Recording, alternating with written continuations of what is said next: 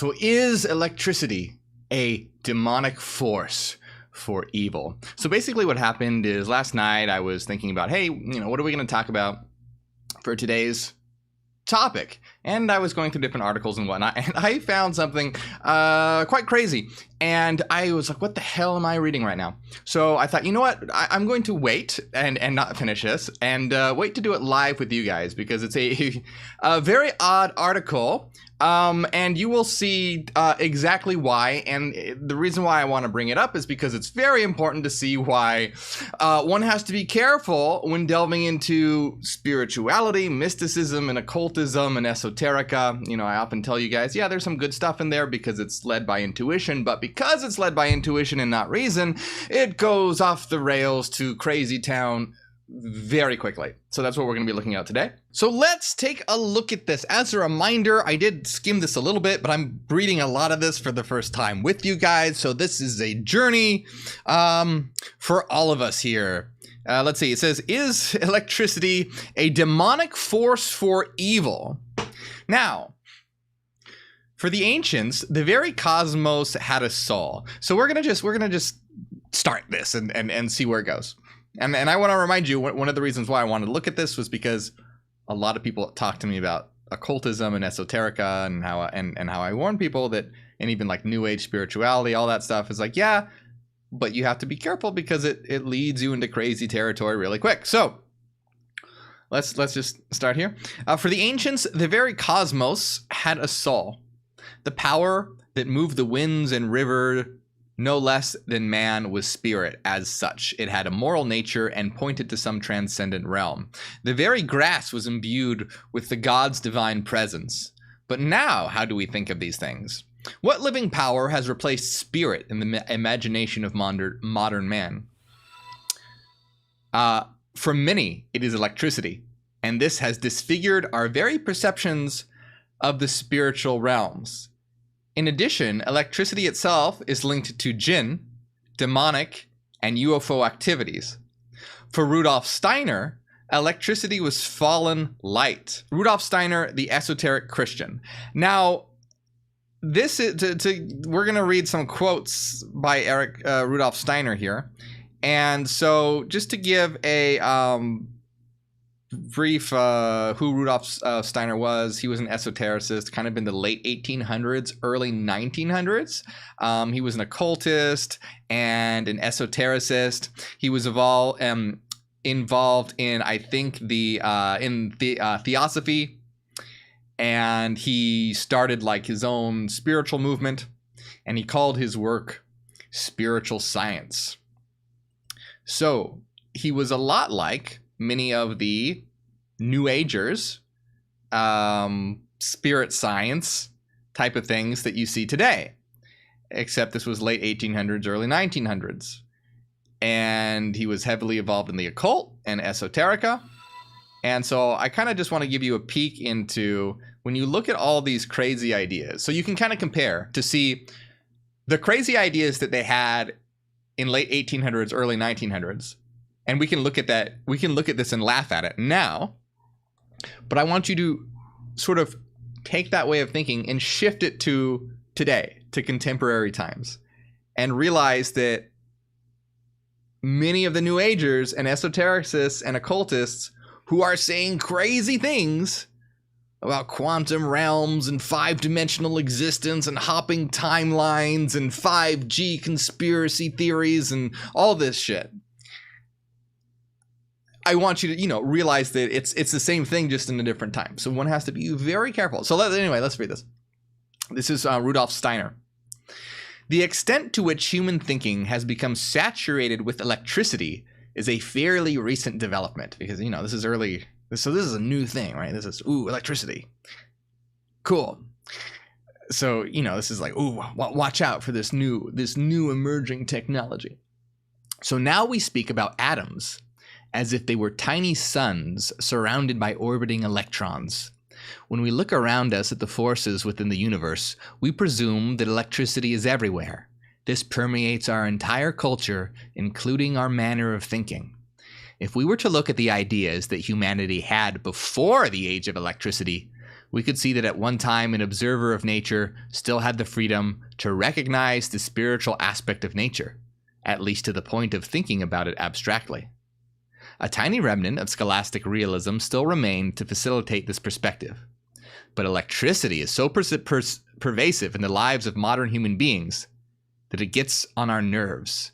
Our sensitivity to electricity has made it impossible to maintain a connection to the spiritual.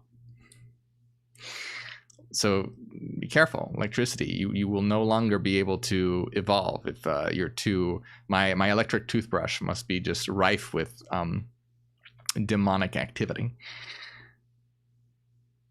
Hold on, I lost the article. The effects of this go even further. The true light that floods the space of our universe is increasingly compromised in its purity, and even suffers the degradation of being seen as something similar to artificially generated light. With electricity, we enter a sphere that presents something different to the imaginative observation that we receive from other aspects of nature. Remember, I'm reading a lot of this for the first time with you guys. So, as long as you deal only with light and sound, that is optics and acoustics, then you do not need to make a moral judgment about the world of sound as tone, for you still may perceive a slight echo of the reality behind these ideas and concepts. Electricity, however, drives away this echo. If on the one hand we cannot discover the reality of moral impulses, then on the other hand we shall fail to observe and perceive the moral essence within nature itself. Electricity is not just a force of nature, electricity is also something moral. Whenever we enter the realm of electricity, we are giving ourselves over to something moral. Electricity is naughty. By making the atom into an electron, you are not attributing to it a moral aspect, but rather an immoral essence. Within electricity, all kinds of moral impulses of nature are swimming, but actually they are immoral, instinctively evil impulses that must be overcome with the help of the higher worlds. So electricity is swimming with all sorts of moral impulses, moral impurities. This sounds like very kinky electricity. We have lost a real perception of evil in the natural order. We do not notice that by electrifying the ideation of atoms, they can become conveyors of evil. Again, remember, this is psycho. Remember, this is like cutting edge stuff in the 1900s. So transfer this over to nowadays when you have all these new age spiritualists and occultists who talk about similar evil things you have to stay away from, or things that you should be doing, or different realms or timelines or whatever. Anyway, so as soon as the atomic form of matter is identified with electricity, it also identifies nature with evil. In that case, atoms composed of electrons are tiny evil demons.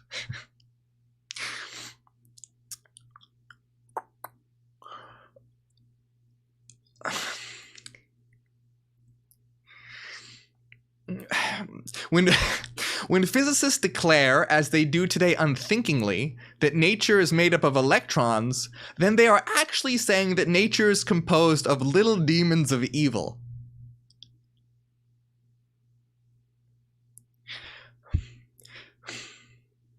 It is frightening to witness the extent to which today's scientific research is demon idolatry, a workshop or veneration of demons. I'm trying to.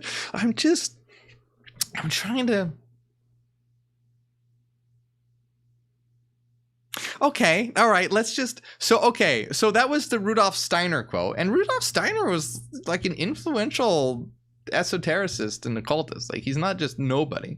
But okay, so now the article person who's writing the article says Rudolph Steiner also thought Ahrimanic electrical forces robbed us of our body and humanity. Ahriman is the Satan figure in ancient Persian religion. For Steiner, this was a being who inspired intellectual, heartless materialism and might even incarnate on the earth, possibly in the form of artificial intelligence. Okay, so Ahriman is basically like Satan, but in the Persian religion. So here's another quote by Steiner. This is now continuing Steiner writing. We must be quite clear about this. In the days when there were no electric currents, when there were no electric wires buzzing in the air, it was easier to be human. In those days, these Ahrimanic forces, like satanic forces, were not there, constantly robbing us of our body, even when we are awake. It was not necessary then for people to make such efforts in order to approach the spirit. That is why it is necessary today to muster far stronger spiritual forces merely to remain human than it was 100 years ago. This is fucking crazy. What is he even talking about? What the hell? So Andrew Liddell sums it up. The three falls of the apocalypse: Babylon, electricity; Beast and his prophet, magnetism; Satan, dead life in the atom. The sub-earthly ethers, electricity, magnetism, and what we term as the dead life in the atom is actually related to these higher ethers: fallen light, electricity; fallen sound, magnetism; and fallen life, dead life in the atom. Those who wish to work consciously with the lower ethers are black magicians. They use these lower ethers in such a way that the cross is inverted. The open gaze does not look for the ideal, but for what is fallen. This means that what is higher in the this means what? What is higher in the human being to effect a fall?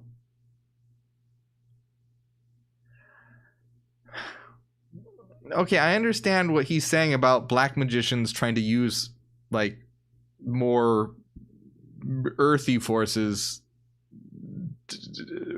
like but what? No, I mean, what? Okay, so now this is the author again. When we have fallen light, fallen sound, and fallen life, then Satan will use these to incarnate into our realm. So this part is now okay. So now this part is the author. Right? So this is no longer... This guy is taking this seriously. This is why I say, watch out for these crazy fucking occultists. That's why I say, be careful. When you study the occult, when you study esoterica, there'll be some of the stuff that's like, oh yeah, that. No, it's insane. Like David Icke is a perfect example. That guy's nuts. He'll say, reality is made of vibrations and it's an illusion. Oh, that's great. Also, the moon is hollow, and it's a base for aliens that are trying to take over Earth. Like all the other crazy shit. So, anyway. So this is the author now. When we have fallen light, fallen sound, and fallen life, then Satan will use these to incarnate into our realm. So what involves all three? Artificial intelligence is one good candidate. The famous computer scientist Geordie Rose here talks on his D-wave quantum computers that may interact with another dimension. So this is now Geordie talking. So if you're standing, you have the opportunity to stand next to one of these machines. It is an awe-inspiring thing, at least for me. It feels like an altar to an alien god. They are really impressive machines. Yeah, you absolutely could develop technology that can interact with another dimension, but I'm not even going to get into that because there are different frequency domains, not even dimensions, and it has to do. You're not summoning Satan by AI, but though. With demonic electricity and little demon electrons. So he goes on And these things that we're summoning into the world now are not demons. They're not evil, but they're more like the Lovecraftian great old ones.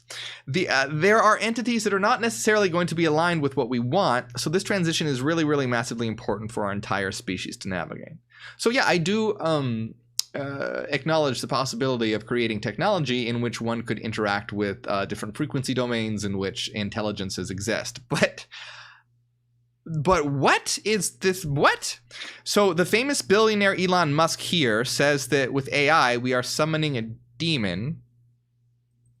I don't think Elon Musk said that. Elon Musk said, I don't. Anyway, the esoteric Prokofiev states that, this is another quote by another esotericist.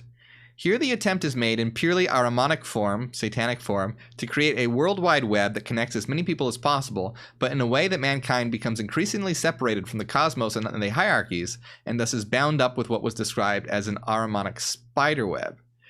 Interesting. Okay, so it's only like that they're anticipating the subnetwork mind that we are forming, but they're looking at it as a negative thing. How interesting. It's always these fuckers who are so opposed to progress.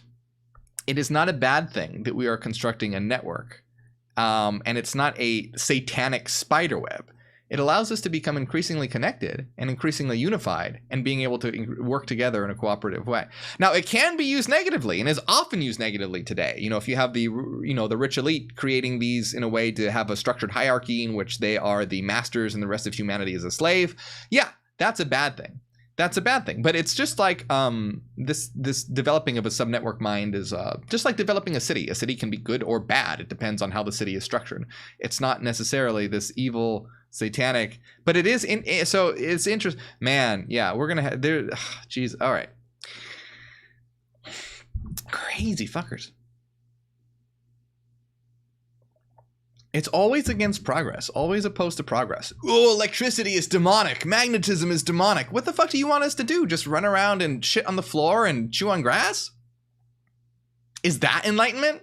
Are you super enlightened then when you're doing that?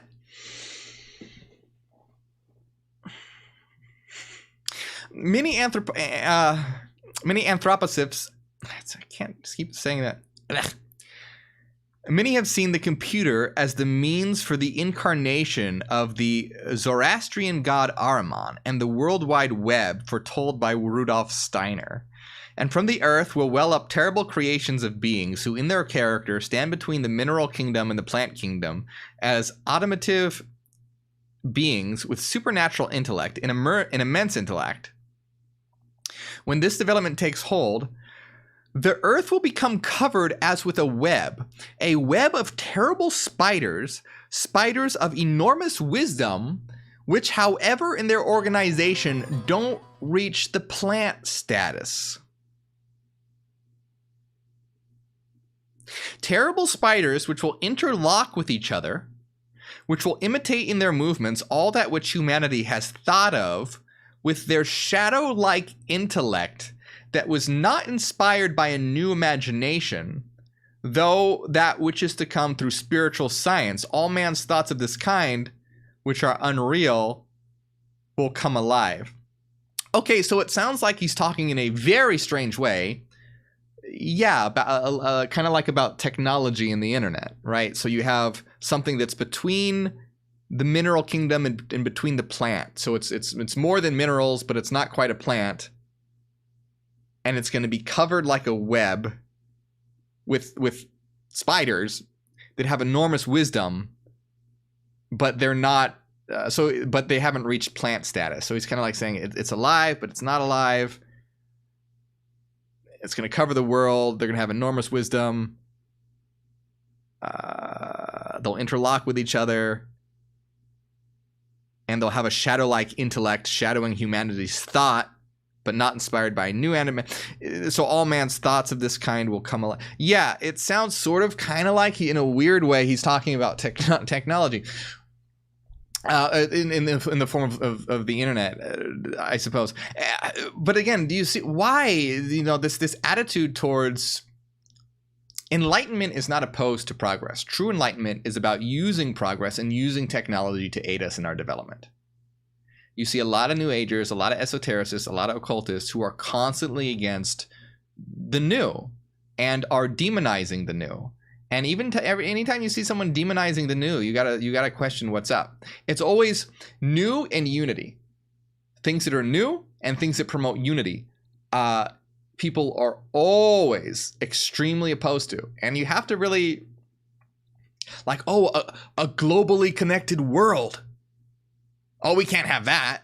You know, that's evil. Or, you know, oh, this new technology that will allow us to augment our you know, senses or something through human augmentation. No, you know, this is demonic. This is against nature.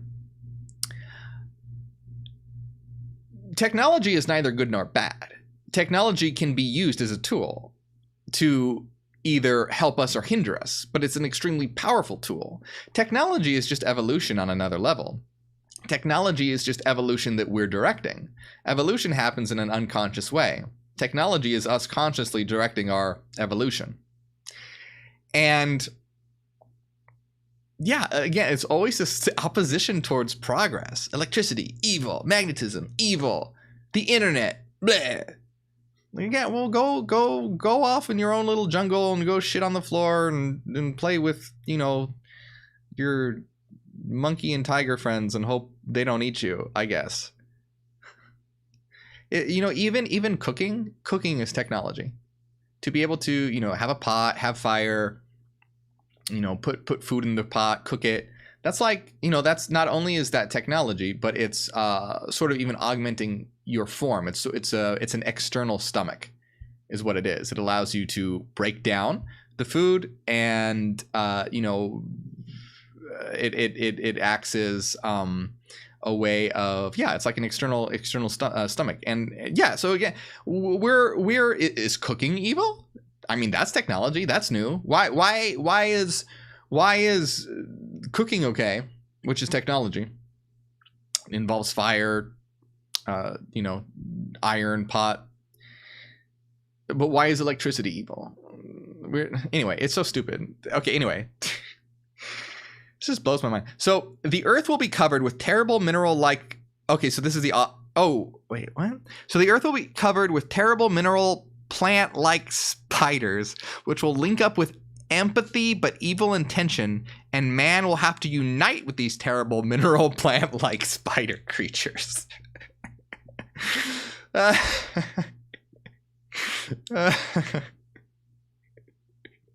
You know, it's funny because it's like, so it's kind of like he's describing the iPhone, because you have a thing that links us all together and that we unite with and that gives wisdom. So it is kind of like he's describing an iPhone. But I'm no longer going to call this an iPhone. This is my terrible mineral plant-like spider creature. Hold on 1 second. I have to check my terrible mineral plant-like spider creature. But right, so this is so this is technology is neither good nor bad. What smartphone technology is, along with social media and like that, this is a new organ. It's a technological organ that allows us to have a new sense, a sense of global connectivity. This is great. This is excellent. It can be used for bad or it can be used for good. It can be used for manipulation. It can be used to, you know, like kind of like for spying. It can be used to keep you addicted to certain apps so that you just make the richly richer. But it could be used in a very benevolent way.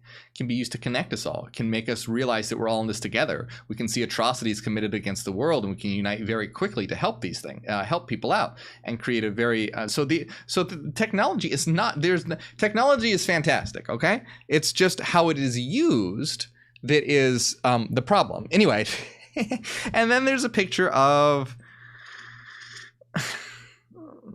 technology next to I don't know if you guys can see that. Yeah.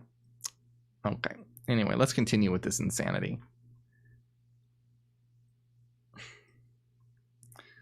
So indeed so this is now the individual writing the author again. Indeed, the author of the article again. Indeed, The Atlantic just ran this article. Software is eating the world. Technology is dematerializing huge swaths of our lives, turning our world into bits.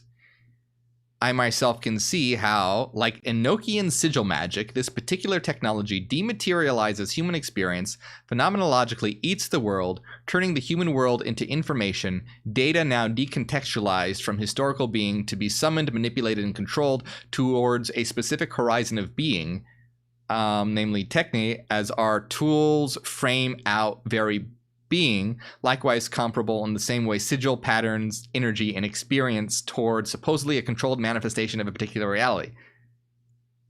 Historically, of course, science and magic were not in competition, but the same spirit. Yeah, so fucking what? I mean, yeah, you have technology that is sort of, yeah, I mean, it is, yes, so technology is blurring the line between sort of what is real and what is not real. But reality isn't fucking real to begin with. All of the reality is information. What technology is allowing us to tap in and control that information. When we create virtual realities, this is sort of like training wheels for gods. We are learning by our creation of virtual realities how to manipulate data into environments, which will help us in the future when we are fully, or not even fully, but extremely actualized beings, and we are at that point manipulating the data of reality itself and constructing collective dream worlds for us to inhabit together. VR is sort of like the precursor to that, training wheels for that. And, it's always demonizing all this, always demonizing progress in technology. It's a break in our evolution. It's a hindrance. Anyway, historically, and I want to be very clear that what I am doing is trying to interpret this insanity into something that makes somewhat sense. Just to be clear, I don't believe in little demon electrons and terrible mineral, not plant-like spider creatures that give us wisdom and interlock together. Right? I want to make that clear. No, I don't know. I've got an iPhone. I've got an electric toothbrush. They're great. They're fine. They're okay.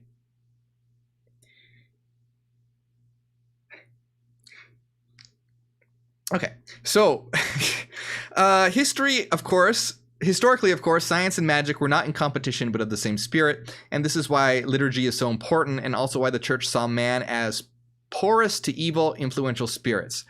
As anyone who has been to a rock concert, all right, where are we going with this? What? Okay. As anyone who has been to a rock concert or ball game knows, there is always a certain spirit that fills one up depending on our way of being in the world. This technically reframes our being in a way that invites these spirits. I see what I immediately try to do. Okay, fuck, this is how my mind works. I goes, this is fucking crazy. Right? This is psychotic. But what are they like? What is there something behind it that they're misunderstanding and interpreting? Is this? And I think so. This is what I think. This is what I think that they are interpreting as inviting spirits that are filling one up at a rock concert or a ball game. So they're talking about, so as anyone who's been to a rock concert or a ball game knows, there's always a certain spirit that fills one up, depending on our way of being in the world, that technically reframes our being in a way that invites these spirits. What I think that they are, I think what they're talking about here is, yes, when one goes to a collective event, this is like the Dionysian rituals. If anyone's familiar with the Dionysian mysteries, they would get together and do all these different they would do like all these different sensory acts, like sex and drugs and alcohol and violence and music and performance art, and they'd kind of all combine it together, very much like a rock concert where people are doing substances and moshing in a mosh pit and there's music playing, a lot like that. And they would do this to get in this sort of altered state of consciousness where one is just sort of like, they would call it feeling the God within, but you're feeling, truly you're reaching that sort of transcendent state where all these different sensory experiences are merging into one, and you're having this one transcendent experience. So if you go to a rock concert or a ball game, you're tapping into this like collective energy, and so you are tapping into an archetypal pattern. You're tapping into a collective archetypal pattern, and you're not inviting little demons into your head though. It's so stupid. It's just psychology. It's psychology. So do you see? This is what it is. It's psychology. You have psychology and technology, and then you have psychos that are like, oh, electrons are little demons, and psychology are spirits entering, filling you up. It's nearly impossible to deny the divine rapture by the night sky as it disappeared, so too an awareness of God. They took away incandescent vintage lights and gave us LED office lighting, ruining entire cities with horrific light pollution, disrupting circadian rhythms, and occluding wonder. So why are candles okay, but not light bulbs? They're both technology. They both utilize electrons. Why are candles fine, but not light bulbs? It's because it doesn't make sense. It's because they like what is old and hate what is new. So, when fire was just invented, they'd probably be like, oh my God, candles. Don't light candles. It's only sunlight that is real and true. Candles that's the fire of Satan. But it makes no sense. Okay, so watch out for lights. Watch out for light bulbs. Okay, it's gonna disrupt you and take wonder away from you. Candles are fine though. Can't you look at candles and you're just filled with the Holy Spirit? You look at a light bulb, devil magic. So when I first saw the night sky naked, away from electric pollution, I was filled with awe and overwhelmed by dread. It was then I saw the disappearance of the stars and the dilution of natural sun as a moral issue of immense importance. Just go outside the city if you want to see the fucking stars. Just don't live in the city then. Don't go. There's plenty of places where there are not lights. I do know a starless night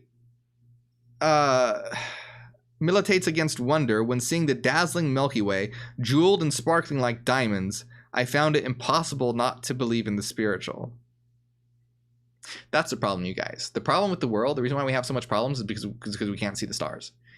If we all could see the stars, everyone would be super spiritual, and no one would kill each other. Like, it would all be 100% better if we could just see the stars. So Frederick Bastiat chose sunlight as an exaggerated point of comparison in his famous satire, but God willed sunlight into existence. Okay, so now here's a quote by Frederick. And God said, let there be light, blocking out this life-enabling substance is clearly impious. One does not have to be a theologian to understand this. Traditionally, men have not sought to inflict their will upon the sun. So this is the problem with light bulbs. The problem with light bulbs is that we are impious against the sun. We're sinning against the sun because we're inflicting our will upon the sun. What about candles? I don't understand that. Why are candles okay?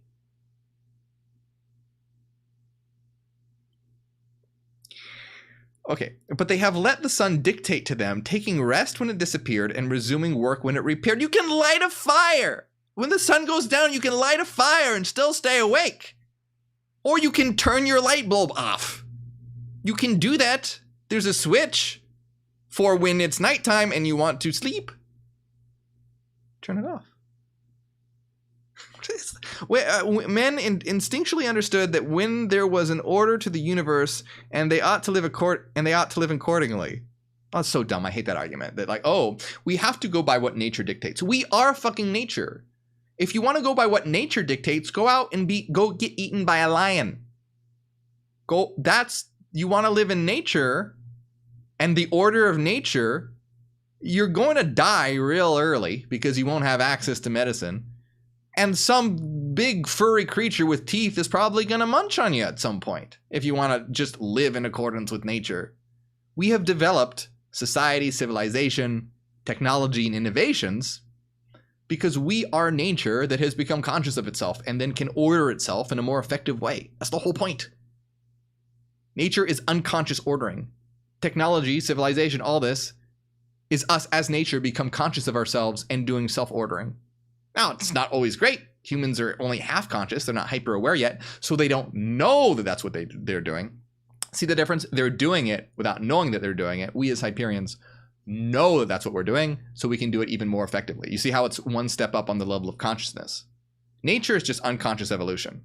Humanity, self-awareness. This is humanity that has a nature that's become conscious of itself and then orders itself via technology and civilization, but it doesn't know that that's what it's doing. Then we as Hyperions, we explicitly know, we have the knowledge and the understanding that we are nature, ordering ourselves, and thus we can do it in a more effective way because we do it, we know that we're doing it, so we do it in a way that will augment our lives rather than for, simply making products or making money or hurting others or dominating people or creating weapons of war. This is what a humanity that doesn't know what it's doing does. But we who know that we are the consciousness of a reality shaping itself, we thus have so much more power to shape ourselves. This is why this is literally a new form of awareness, a new form of consciousness, because it gives us the ability to construct things in new ways. Just like when humans developed self-awareness, they were able to create modern civilization. Animals can't do that, dogs can't do that. But when humans develop self-awareness, they're able to do this very effectively. Now, we, as Hyperions, and especially hyper-aware Hyperions, have an even higher level where we know consciously that we are the force of existence that is ordering itself, and thus we will be able to create civilizations and technology that are so above what humanity can do. It's like the difference between dogs and humans as far as what the abilities what one can do. When we come together collectively and are able to order ourselves according to that knowledge, we will be able to create new civilizations and new technologies that just basic self-aware humanity can't even imagine, can't even fathom. Anyway, what are we talking about? Light bulbs bad. Okay. Men instinctively understood that there was an order to the universe and they ought to live accordingly. Pfft, no. In doing so, they practiced justice. In practicing justice, they practiced piety. With Euthyphro in mind, consider the relationship man has to the sun. It's similar to the relationship he has with his parents. The sun was there when he was born. It tells him when to awaken and when to slumber, and he wouldn't have life without it. But most importantly, the sun is an integral part of the solar system, and life wouldn't exist without it. Are you that fucking dumb that you need a big light ball in the sky to tell you when to sleep, when to wake up, and that you just can't figure it out? If you don't have what? How could I possibly know without the sun? Light bulbs just are too fucking confusing. I don't know anymore. Look, there's lights on. I don't know. Like, should I sleep? Should I go to sleep? I don't know. So the less embedded in, so this is the writer of the article. The less embedded in the natural rhythms of creation, the easier man encloses himself in his own hallucinatory bubble of unreality. No. See, we are coming to a higher understanding of reality. So this is, okay, a quote by that Frederick guy. A purely industrial city is a fitting abode for the demonic beings who would like to make man forget his pre-earthly existence in the realm of spirit. The moment we experience beauty, however, the etheric body is quickened. All right. Okay, quote, article author. I often think what an impossibility is atheism. When confronted by the dazzling, miraculous night sky, now largely obscured by artificial light. They really like stars and hate light bulbs. Here is the great Catholic mystic Solange Hertz in her Hell's Amazing Grace, echoing Steiner on the evil of electricity. All right, so now this is Solange Hertz quote here. First entangled in wires, then in magnetic fields. Oh, fuck those magnets. Mankind is driven ever farther from reality. It's magnets. It's magnets. That's why it's magnets. Progressively losing contact with God's natural world, it is surrendering the last traces of the divine images in which it was created to take on the configuration of Satan. The hapless citizen, cut off from the anti-grace, becomes a pariah, automatically excommunicated from common life, where the humblest tasks cannot be performed without it. With the night turned into day by electricity, the natural rhythms of alternating darkness and light, Jesus, with all the God-given regularity and order dependent on them, are profoundly disrupted. There is no rank of society which does not suffer from pathological arrhythmia. They just cannot figure out how to go to sleep with light bulbs on. Poetry Why don't they? What about? I still don't understand what's the difference between a light bulb and a candle and a lamp. There's lamps, you know, with like oil lamps. They had oil lamps. Poetry staggers and misses its beat, for men no longer set their pace to the music of the spheres. There is no peace. In this God, there was plenty of people killing each other, especially in the name of God, before there were light bulbs. In this life, God intended man to be swaddling and reassuring recurring natural rhythms, much as the unborn child floats in the womb fluid of its mother. Do you see, I often say that why people involved in mainstream religion are in a very infantile state where they need a father figure. They need a father figure to make them feel comfortable that he's going to take everything, don't care of it, don't worry, daddy has a plan for you, and that you don't have to take on moral responsibility because you're following all the laws that, you know, daddy said is okay to do. And it also takes the anxiety that comes with freedom away, because when you don't have someone telling you what to do, you have to make choices, and choices are anxiety inducing. So, oh, it's okay. Here, this is what you got to do. Jesus. So if this life God intended man to be, in this life, God intended man to be swaddled in reassuring, recurring natural rhythms, much as the unborn child floats in the womb fluid of its mother. Now he eats, works, and plays around the digital clock with no curb to his activity but exhaustion.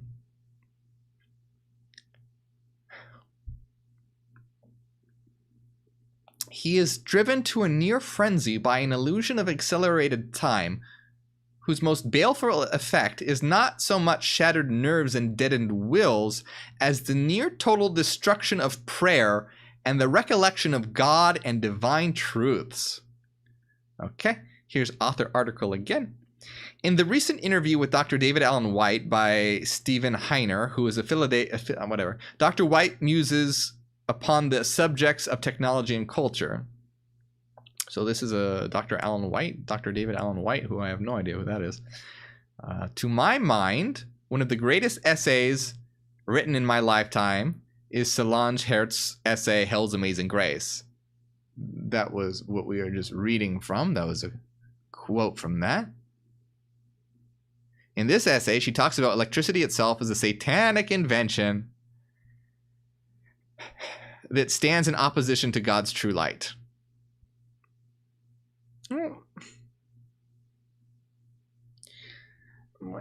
But the invention of electricity has allowed us to turn night into day, winter into summer, and summer into winter. By the way, what about all those places on Earth where the day-night cycles are completely different? You know, where is it? I forget that they have like where it's daylight sometimes of the year, you know, 18 hours out of the day or something. Those must be the satanic regions of Earth.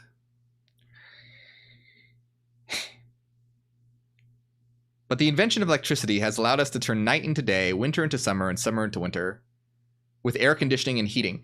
Yeah, because we're able to take control of our environment. We are nature becoming conscious of ourselves and being able to order ourselves. That's why we can do those things. We aren't powerless. You see, they're trying to take your power away. They're so against power. You are a god that is in actualization. Yes, we will have more and more power over our environment, over day, over night, over heat, over cold. We'll be able to construct virtual realities, augmented realities. Eventually, we will be able to construct realities itself. And these people just want you to go shit in the woods next to a tiger.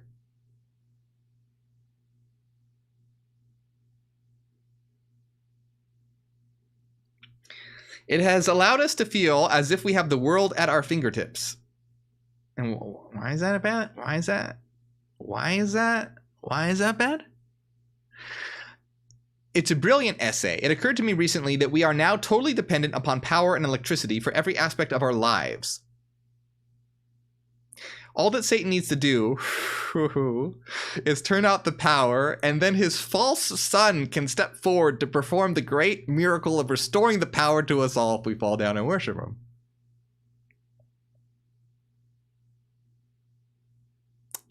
Okay, Satan's going to turn the lights off. And then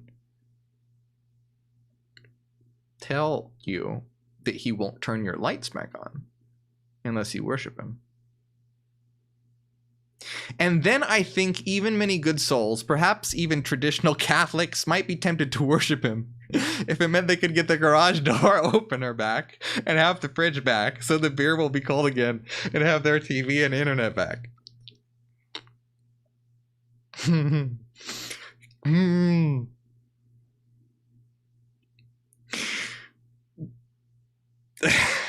Okay. In the paper Steiner, UFOs, and Ahriman, Robert Filoco, I guess, he writes, Ahrimanic beings reside in our nervous. I'm still laughing at the fact that Satan is going to make you worship him so that you can open your garage.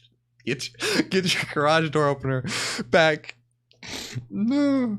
Next time you can't find your garage door opener or you lose your keys, it's probably because Satan's like, haha, now they'll worship me. And then when you find them, he's like, fuck.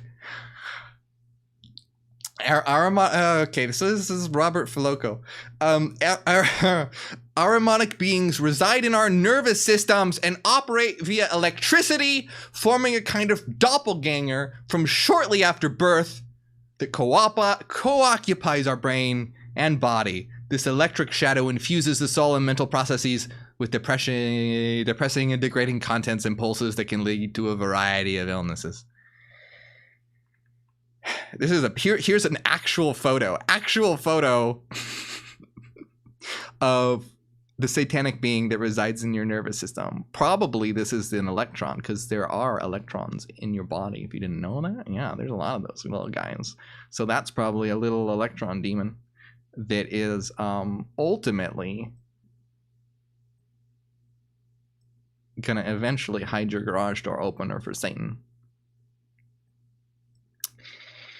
In the Quran, the fallen angels called jinn, devilish spirits, are said to be made of smokeless fire. Many Muslims have noticed jinn activity near power lines, often disrupting power networks. What do you mean you noticed jinn activity? What are they hanging out having a barbecue? What do you mean? How are you noticing jinn activity?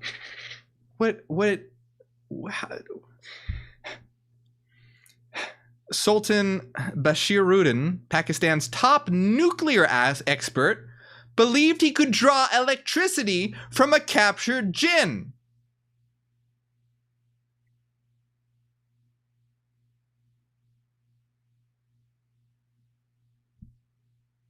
That's scary.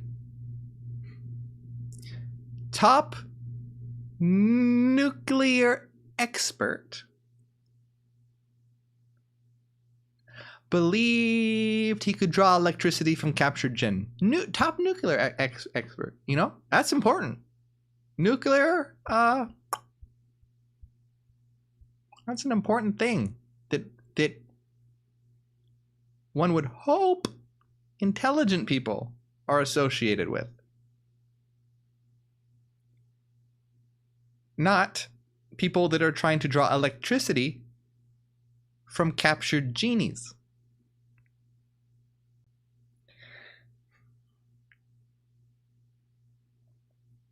What planet? What world? How? What? How? This is a crazy place. This is a crazy place. This place is crazy. From the realities of Maulana Shaikh, as taught by Shaikh Nuran Mira Hamadi, says, all electricity is from the world of jinn. What is occurring on Earth is an energy battle. They try to hide it and make it like men of science talking about it's a sickness. Mankind is a battery source for jinn. So it means they want to enslave mankind and force their energy upon mankind. And we talked about it, and understanding computers and understanding technologies and understanding these realities, that we are a battery source, a power source that is a divine gift. And when they look to us, they look at us as a battery. Of course, to combat smokeless fire, one needs to align himself with angels of light. Prayer, fasting, and communal worship of God can ritually bless our creation and bring the true light to shine on mankind. God bless. Okay, so to avoid genies using you as a battery, Satan hiding your garage door opener, and light bulbs that contain little demons, you should pray, fast, and worship God.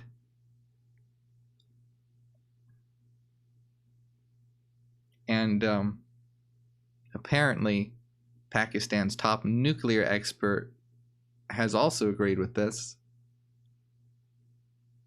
And that's okay. That's not frightening. So, okay. Yeah, I didn't read this, most of it, until just now. What a interesting article. I hope you know this is all bullshit. And I hope you know that there's nothing wrong with light bulbs. And we should be very fine with technology and what it has brought us, but also, you know, it is dangerous. It can be used in the right way, or that you can use a knife to kill someone, or you can use a knife to chop up your vegetables. Technology is a tool. It's not something that one should be wary of little demons hiding in it. And we should always, I think the main, okay, I even just forgot about my main point here because it's so crazy. Look, be careful with like esoterica, occultist, esoteric shit, because it goes into insane territory really, really fast. Like David Icke is a good example. He'll say, you know, oh, reality is made out of frequencies. Yes, that's true.